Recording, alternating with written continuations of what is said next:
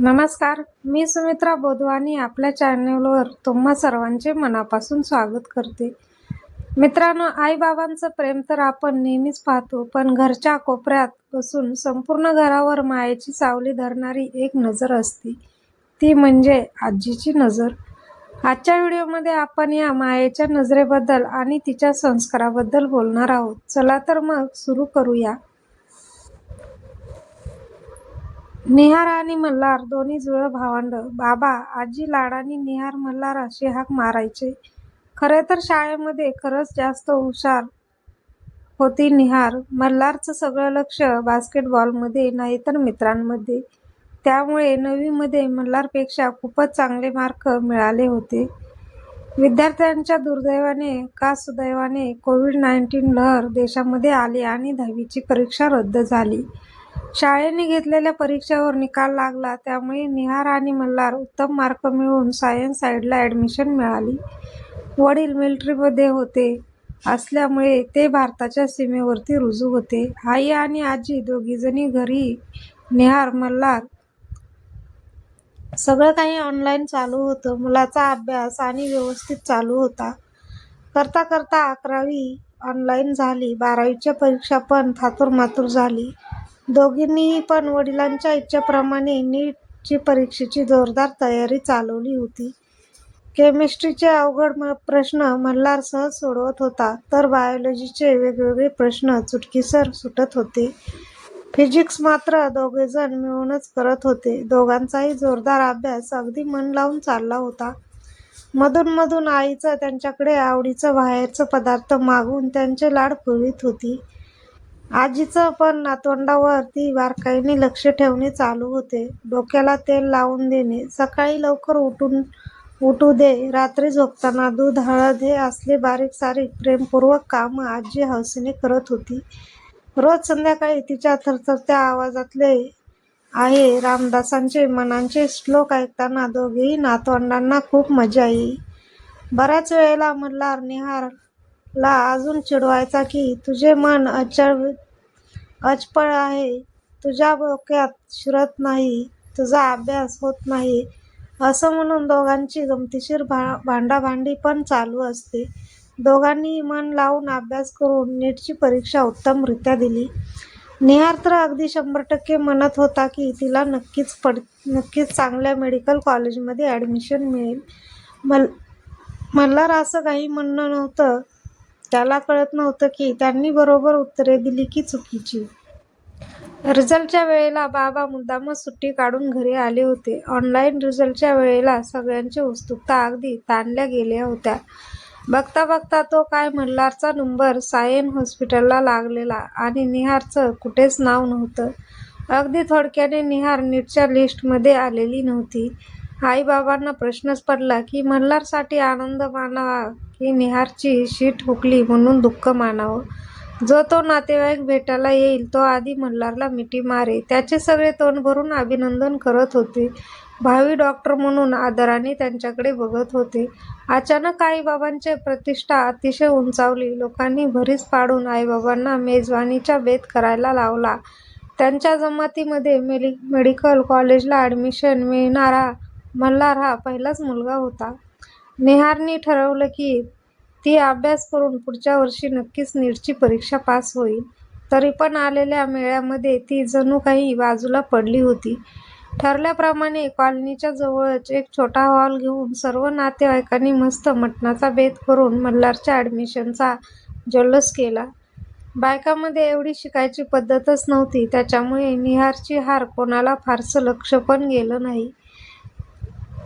वरकरणी जरी हसून दाखवत होती तरी मनातून ती फारच नाराज झाली होती. रात्री आजी पाणी प्यायला उठले तेव्हा निहार अंथरूण रिकामं होतं. घरामध्ये शोध घेतला, निहार कुठेच नव्हती. अचानक बाहेरचा दरवाजा आजीला उघडा दिसला. गच्चीवरती हवा खायला तर गेली नसेल म्हणून दबक्या पावलाने आजी देखील गच्चीवर गेली. रात्रीच्या शांत वातावरणामध्ये निहार पाण्याच्या टाकीवरती उभी होती. आजीला तिचा चेहरा स्पष्ट दिसत होता. रडलेले डोळे, लाल झालेले नाक आणि मनाशी काहीतरी केलेला निश्चय. आजीच्या हृदयामध्ये एकदम कळ उठली. काय करतेस बाळा निहार, आधी खाली उतर, आजी कळवळून म्हणाली. निहारने आजीचे बोलणे ऐकलेच नाही. आजीने परत परत प्रेमळ आवाजात निहारला हाका मारल्या. आजीचा आवाज, उघडा दरवाजा हे सर्व बघून मल्हार धावतच गच्चीवर आला. झटकन पाण्याच्या टाकीवर चढून निहारला कपल्या कुशीत घेतले आणि अलगदपणे खाली आणले. निहार रडू वेगळ्याच निविश्वात होती. मला जगायचं नाही. अगं पण का? एक परीक्षा चुकली म्हणून कोणी जीवन संपवतं का? आणि एक नाही तर दुसऱ्या वर्षी तुला ॲडमिशन मिळेल. तुला जर ॲडमिशन मिळाली असती तर मला सगळ्यात जास्त आनंद झाला असता, कारण माझ्यापेक्षा हुशार तूच आहेस हे आपल्या सगळ्यांनाच माहीत आहे. मल्हार तिला मिठीमध्ये घेऊन समजावून सांगत होता. आजीने निहारची पापी घेतली आणि म्हणाली, बाई ग, मेहनत करणे आपल्या हातात असतं, यश अपयश नाही. आणि एवढं तू मनाला लावून घेतेस. तू हुशार आहेस. आपल्या घरामध्ये सगळ्यात हुशार मुलगी तूच आहेस. नक्कीच ॲडमिशन मिळेल. पण हे असं वेडंवाकडं करणं तुला अजिबात शोभत नाही. तुझ्या बाबांचा आदर्श डोळ्यापुढे ठेवत का नाही? सीमेवरती लढणाऱ्या तो किंवा कुठून गोळी येईल आणि प्राण निघून जातील त्याला माहीत नाही, तरी पण तो धाडसाने आपल्या सर्वांसाठी तिथे उभा आहे. आणि तू अशी वेड्यासारखी स्वतःचा जीव द्यायला निघालीस. पण तुझ्याकडून ही अपेक्षा नव्हती. चल खाली, देवाला नमस्कार कर, आई वडिलांची क्षमा माग आणि चुकले म्हण. आजीच्या डोळ्याला धारा लागल्या होत्या. तिघेजण जिना उतरून खाली आले तर समोर आई बाबा. रडवेली आजी बघून त्यांना नवल वाटले. आजीने डोळ्यांनीच मल्हारला चूप राहण्यासाठी सांगितले. आजीने सांगितल्याप्रमाणे निहारिकेने देवाला आणि आईवडिलांना आजीच्या पायाला घट्ट मिठी मारून ती म्हणाली, आज मी चुकले. परत असा वेडेपणा मी करणार नाही. माझी गुणाची बाय, सोन्यासारखं लेकरू माझं. आजीने आलाबला घेत आपल्या कानशील पाशी कडाकडा बोटे मोडली. बाबांचा परतीचा दिवस उजाडला. एका डोळ्यामध्ये मल्हारचे सुख तर दुसऱ्या डोळ्यामध्ये चिंता बघून आजी म्हणाली, तू बिनगोर जा, आम्ही एकमेकांना सांभाळून राहू. तेवढ्यात मध्येच रजिस्टर पत्र घरामध्ये आले. आर्मी वेलफेअर एज्युकेशन सोसायटीतर्फे पत्र आलेले होते.